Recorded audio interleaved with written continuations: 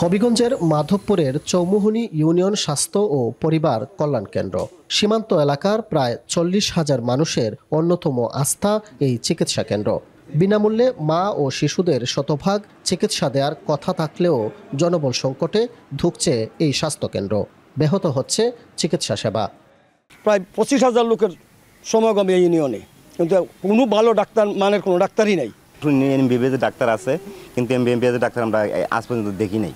আপনার শরীরে জ্বর ব্যথা এগুলো ওষুধ ঠিক মতো পাওয়া যায় নাকি?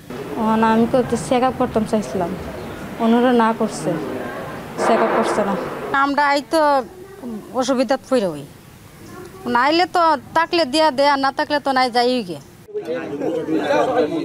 একই চিত্র জেলার মোট 52টি ইউনিয়ন স্বাস্থ্য ও পরিবার কল্যাণ কেন্দ্রের। প্রতিটি কেন্দ্রে 6টি পদে কমপক্ষে 10 জন থাকার কথা থাকলেও নেই সেই পরিমাণ লোকবল, অথচ বেশিরভাগ কেন্দ্র চলছে মাত্র 1 থেকে 2 জন কর্মী দিয়ে। গুরুত্বপূর্ণ উপসহকারী কমিউনিটি মেডিকেল অফিসারের 52টি পদের বিপরীতে আছেন মাত্র 10 জন, আর পরিবার কল্যাণ পরিদর্শকের 101টি পদের বিপরীতে কর্মরত আছেন মাত্র 60 জন। একটা ডেলিভারি মা যখন আসে, মাকে রেখে কোথাও একটু সময়ের জন্য সরা যায় না। সেই তুলনায় অন্তত আমার মতো 2 জন FWB একটা সেন্টারে থাকা দরকার। পাশাপাশি একজন SSCMও এক পোস্টিং থাকা দরকার, যা আমার এখানে নেই। একজন ফার্মাসিস্টের পোস্ট আছে, উনি নাই। মেডিকেল অফিসারও আছে, একজনের পোস্ট নাই। সেকমো একজনের পোস্ট নাই। ভিজিটার এখানে 2 জনের মধ্যে আমরা একজন। MLS আছে একজন, নাইট গার্ডও একজন।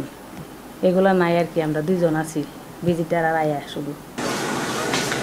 জেলা পরিবার পরিকল্পনা কর্মকর্তা বলছেন, মামলা সংক্রান্ত জটিলতার কারণে বন্ধ আছে নিয়োগ প্রক্রিয়া। এ বিষয়ে ঊর্ধ্বতন কর্তৃপক্ষকে প্রতিনিয়ত জানানো হচ্ছে বলেও জানান তিনি। মামলাজনিত জটিলতায় এটা আটকে আছে, তবে আমাদের অধিদপ্তর কর্তৃপক্ষ চেষ্টা করতেছে যত দ্রুত সম্ভব যাতে একটু লোকবল দেওয়া যায়।